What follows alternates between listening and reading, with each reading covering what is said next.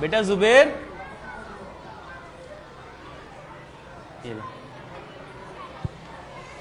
जुबैर ये कितनी उंगलियां हैं? भाई इसको क्या मालूम, इसके अब्बू तो पूछेंगे, इससे तो कम दिखाई देता है। यार मैंने कितनी बार कहा कि मेरे वाले साहब का मजाक ना उड़ाया करो। अब तुम्हारे बाबा की आंख ऐसी है तो हमारे क्या कसूर।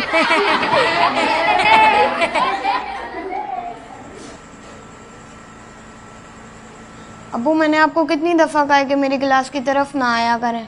सब दोस्त मेरा मजाक उड़ाते हैं कि तुम्हारे वालिद की एक आंख नहीं है, और ये मुझे बिल्कुल अच्छा नहीं लगता कि कोई आपका मजाक उड़ाए। बस इतनी सी बात है। ठीक है बेटा, आइंदा नहीं आएंगे। वालिद ने बेटे की मजबूरी को देखते हुए फैसला किया कि आइंदा वो उसके दोस्तों के सामने उसके रूबरू जाने से गुरेज करेंगे। लेकिन जैसे जैसे वक्त आगे बढ़ रहा था, जुबैर जिंदगी में कामयाबियां हासिल करता जा रहा था। उसका ये खौफ बढ़ता जा रहा था कि उसके वालिद की वजह से लोग मजाक न उड़ाएं। जुबैर जिंदगी में कामयाबियां समेटता हुआ जब शादीशुदा जिंदगी की तरफ जाने का सोचने लगा, तो बाप की कुजी उसके लिए एहसास कमतरी का बायस बनती जा रही थी, जिसके बाद उसने शादी से कबल ही बाप से अलहदगी का फैसला किया। खैरत बेटा, कहीं जा रहे हैं क्या? जी। कुछ बताया भी नहीं है, यूं ही चुपचाप। जिंदगी के सफर की शुरुआत है, अभी मुझे बहुत कुछ करना है, शादी करनी है, इसलिए मैंने फैसला किया है कि मैं अलग रहूंगा। आपको किसी चीज़ की ज़रूरत हो तो बता दीजिएगा। नहीं बेटा, मुझे आपकी कामयाबी चाहिए, जहां भी रहें आप खुश रहें। जुबैर ने वालिद से अलहदगी के बाद शादी कर ली। कुदरत ने उसे औलाद की नेमत से नवाजा।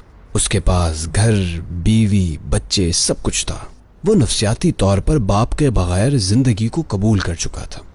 लेकिन उसका वालिद अक्सर व बेशतर दूर से ही सही, लेकिन अपने बेटे को देखता, पोते पोतियों को देखता और खुश होता। वक्त गुजर गया। एक रोज उसके वालिद ने सोचा कि वो बेटे से मिले और अपनी जमा पूंजी उसके हवाले कर दे, और वो वहां जा पहुंचा। जाओ बेटा, दरवाजा खोलो, देखो कौन है।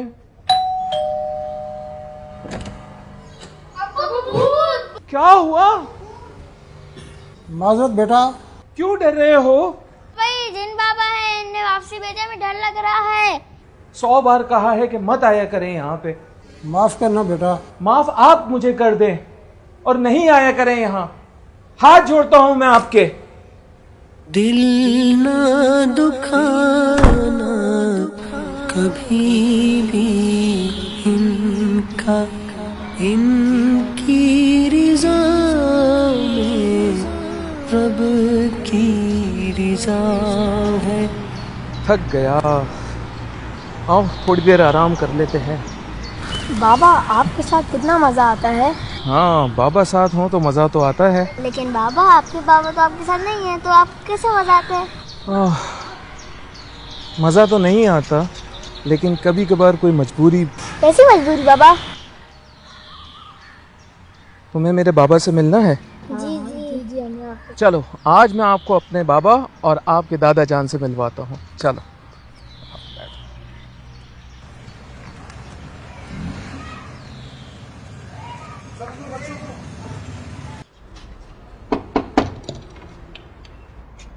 बाबा, मेरा मतलब है शरीफ साहब हैं घर पे? तुम जुबैर हो ना? शरीफ साहब का इंतकाल हुए तो 6 माह हो गए। क्या कह रहे हैं? जो है वही कह रहा हूँ। उन्होंने मकान के कागजात और एक खत दिया था और कहा था कि कभी तुम आओ तो ये मैं तुम्हें दे दूँ, वरना ये घर किसी मस्जिद को डोनेट कर देना। आइए मैं आपको फाइल दे दूँ। तेरी उंगली थाम के चलता था,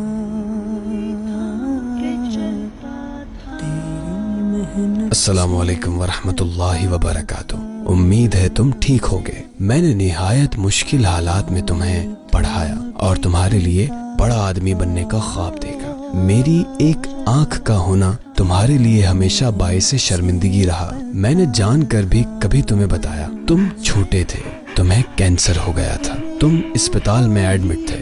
मैं तुम्हारे ऑपरेशन की फीस लेकर, जो मेरी जमा पूंजी थी, लेकर अस्पताल की तरफ आ रहा था कि मेरा एक्सीडेंट हो गया और मेरी आंख में चोट आई। मुझे एम्बुलेंस के जरिए अस्पताल पहुंचाया गया। डॉक्टर ने कहा तुम्हारी आंख का ऑपरेशन करना पड़ेगा, वरना तुम्हारी आंख जाया हो जाएगी। मेरे पास दो रास्ते थे, या तो मैं तुम्हारी जिंदगी बचाता या अपनी आंख।